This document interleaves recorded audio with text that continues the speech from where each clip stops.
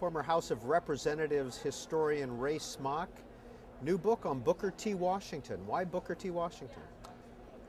I was asked by a publisher in Chicago, Ivan D., to do a biography of Washington, and I had spent a good part of my earlier career editing 14 volumes of his papers, and I spent almost 20 years reading Booker T. Washington's correspondence. And this came as a surprise to me because I'd moved on to other parts of my career. To go back and revisit Booker T. Washington turned out to be a real pleasure and a lot harder than I thought it would be.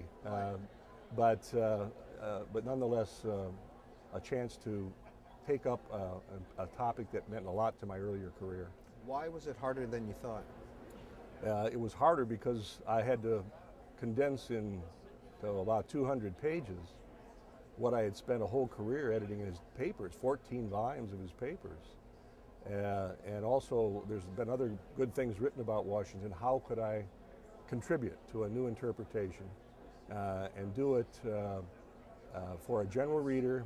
This is not so much an academic book as it is a book for the general public. And so that was a challenge. And what's in your new interpretation?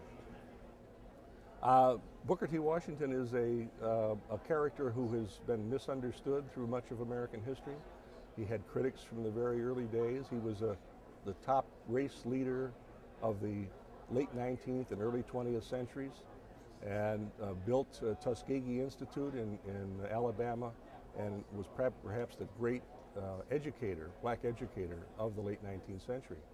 And then he became an important leader and a politician, even though he never held office.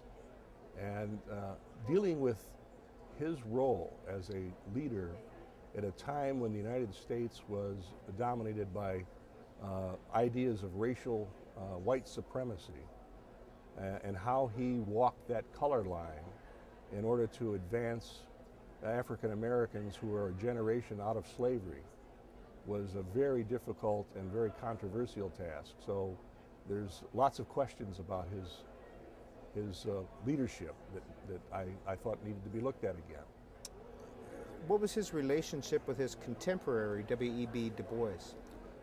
Booker T. Washington and W.E.B. Du Bois were sort of two opposites in many ways, even though they were friends up until probably about 1905 or 1906, when they more openly broke with one another. But Du Bois was an intellectual and wanted the higher development of higher education. He also wanted to protest the injustice of the color line, the segregation of the country. And Washington was conservative.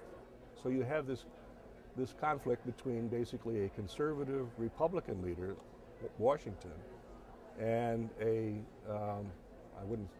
more radical intellectual person who wanted to protest openly against the system. Both men are fascinating, and of course I deal with both men in my book, and they offer two remarkably contrasting views of race leadership and ideas for racial advancement. In your view, what is Booker T. Washington's lasting legacy?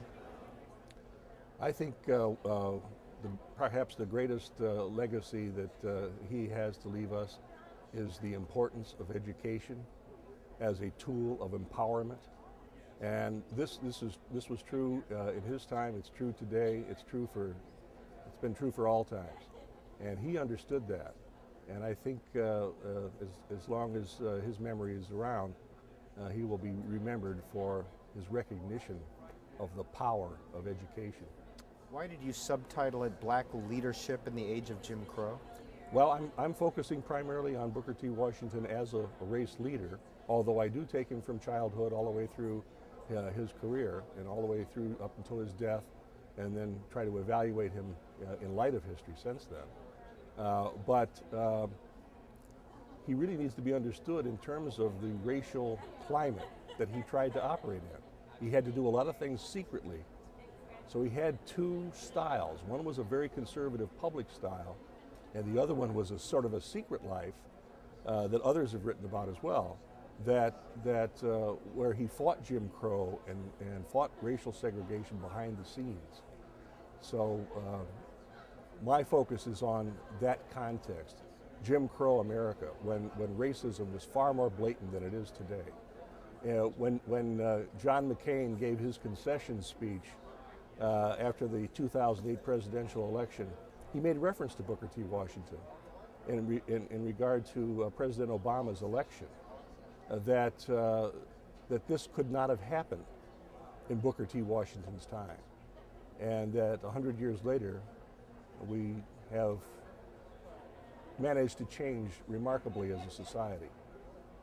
And finally, since you've left the House as its historian, what are you doing? I'm the director of the Robert C. Byrd Center for Legislative Studies at Shepherd University in Shepherdstown, West Virginia. And our mission at the Byrd Center is to study the United States Congress and to study the founding period, and also to study Congress in its contemporary setting. And we do research. We're currently conducting research on congressional investigations. We'll have a 2-volume series of studies of congressional investigations going back to 1792 up to the present. And another 2-volume set that we're working on is the early petitions that came to the Congress from citizens all over the country who wrote to Congress about what they wanted Congress to do for them. The first earmarks came with the first Congress.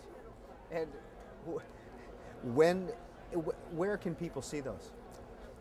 Those volumes are not published yet, but they will be published in late 2009, and the petitions project will be published in 2010. We have a sample of the petitions on the Byrd Center website at www.byrdcenter.org.